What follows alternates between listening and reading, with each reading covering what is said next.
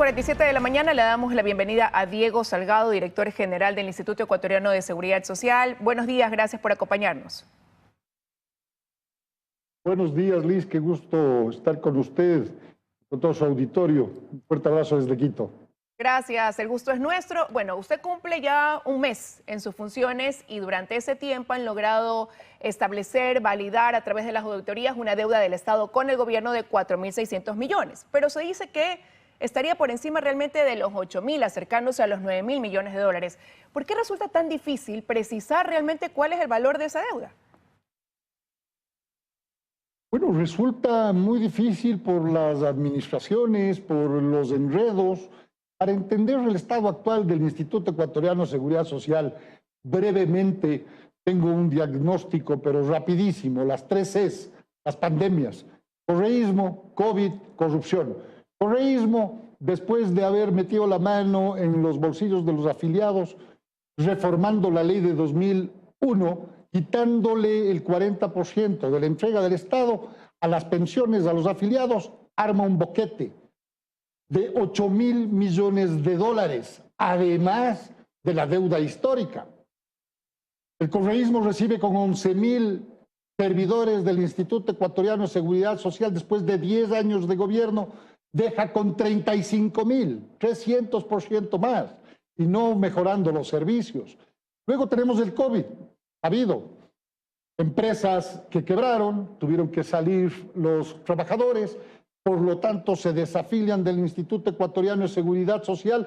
No tenemos pensionistas para cubrir en su totalidad las pensiones de los jubilados, en fin, y luego tenemos la corrupción. Ese es un mal que ha cruzado desde el correísmo, los otros 4 años del correísmo light, hasta llegar ahora, y hemos ya detectado cuáles son los focos y hemos obviamente operado ahí. Ahora, pero en ese sentido, la dificultad. en ese último sentido que usted menciona, la corrupción, como lo ha señalado, no han implementado un sistema informático porque se dieron cuenta que había personas que actuaban a dedo, decidiendo a quién pagaban, a quién no, a qué proveedor contrataban, a quién no. Pero ¿cómo han actuado frente a esas personas? ¿Han establecido quiénes son? ¿Cuál es esa estructura de corrupción que opera adentro? Mire, es muy difícil, es una red muy grande que ha venido operando. Nosotros vimos en la época del COVID que una mascarilla que costaba en la vereda 30, 40 centavos, se vendían en los hospitales en Guayaquil, sobre todo, en unos 70 hasta en $3. Muchos de ellos, muchos de los acusados y sospechosos salieron inclusive con esposas, tomados presos por la justicia, y están enfrentando los diferentes procesos. Por supuesto, también conocemos nosotros, cuando hemos llegado a la administración del IES, todos los procesos que existen son algunas decenas, esos están judicializados. Lo que vinimos nosotros a hacer, sí, es acortar esos focos que sospechamos que ha habido corrupción, de tal manera de reemplazarlos con una programación, como usted bien dice, mi estimada Liz, con un programa tecnológico, y evitando la manipulación humana de estos seres, de estos personajes que estuvieron y ya no están en el Instituto Ecuatoriano de Seguridad Social, que decidían a quién pagar, cuándo pagar y cuánto pagar, hablando de los prestadores externos. Hablemos un poco de las medicinas, porque es un tema, digamos, mediático, es un tema de necesidad urgente de la ciudadanía. ¿Cómo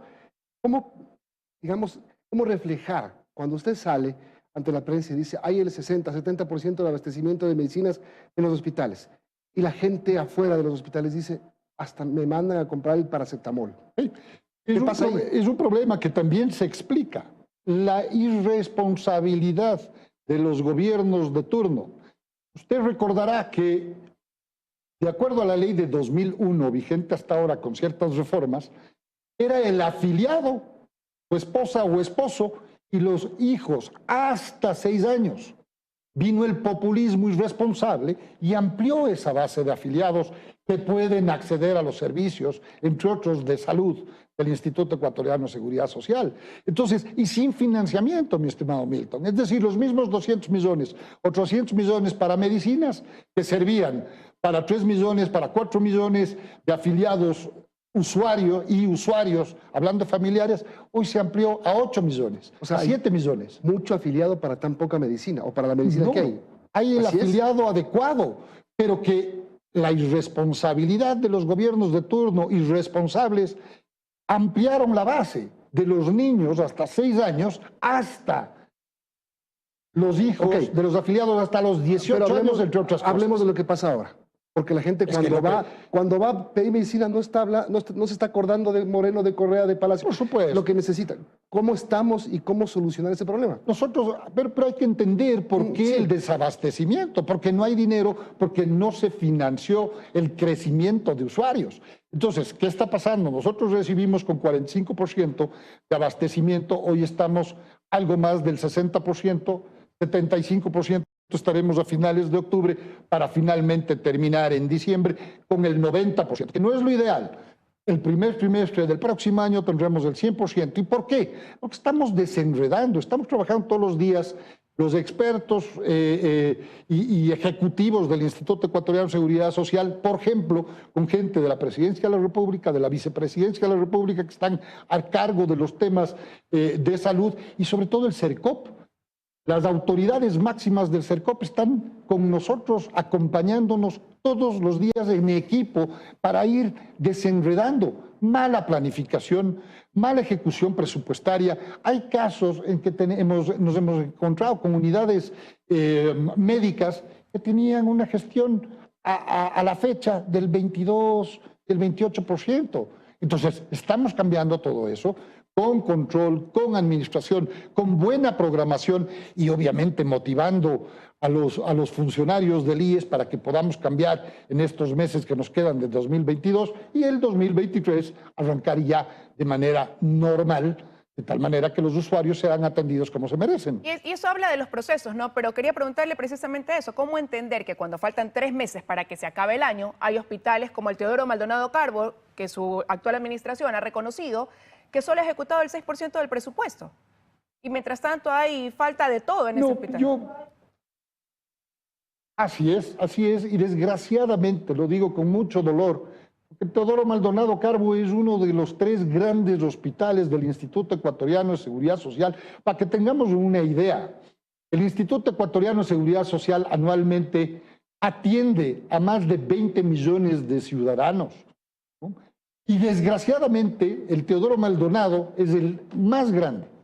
Es el más grande, es más notorio la falta de medicamentos, la falta de servicio, la falta de camas, la falta de absolutamente todo. Y ha sido uno de los focos de corrupción, y me duele admitirlo, pero estamos trabajando. Del 6% que recibe ciertamente el nuevo administrador de ese hospital, hoy hemos subido al 28%, cerca del 30%. Y estoy seguro que para finales de año estaremos superando el 75% también en el Teodoro Maldonado, porque estamos trabajando en conjunto. Desde la presidencia, liderados por el propio Alfredo Ortega, pasando por la dirección general y con el nuevo gerente, el doctor Pérez, estamos trabajando todos los días presionando de tal manera de ir destrabando, quitando los focos de corrupción, pero destrabando la norma y destrabando los recursos de tal manera de que podamos llegar a la meta. Y esa mesa técnica, entiendo también lo que está tratando es de delinear reformas a la Ley de Seguridad Social. ¿Por dónde irían esas reformas? ¿Cuál pudiera ser la propuesta? Bueno, es otro tema que estamos trabajando paralelamente también desde hace algo más de 2 semanas. El presidente Ortega nos ha impuesto una meta de 90 días, han pasado 15, nos quedan 75. En esa están trabajando actuarios, expertos financieros y además los propios financieros de las 4 seguros especializados de salud. Esas mesas trabajan martes, miércoles y jueves, 8 horas semanales para diseñar una serie de modelos, una serie de escenarios para que pasado este tiempo podamos debatir, profundizar, analizar y ver qué es lo que le corresponde y qué es lo que le conviene a los millones de afiliados y a los cientos de miles de jubilados del Ecuador y, por supuesto, todos los usuarios. Se está haciendo una serie de escenarios, como digo yo, y prefiero no ponerle un ejemplo vaya a ser que se me tome como una idea oficial. Y no hay ninguna propuesta aceptada aún. Todo se está analizando con los mejores expertos y profesionales que también hay en el Instituto Ecuatoriano de Seguridad Social. Bueno, solamente para terminar, director, cuando usted dice estamos desenredando, es terrible eso porque 17 meses del gobierno y ¿qué se ha desenredado? ¿Qué pasa si a usted mañana lo sacan? Viene el nuevo director a tomarse otro tiempo para desenredar. Y tenemos 30 segundos. Hay que ser clarísimos. Existe la Ley de Seguridad Social 2001. Nace antes que la Constitución de 2008. Ahí ya hay cortocircuitos, como se puede entender.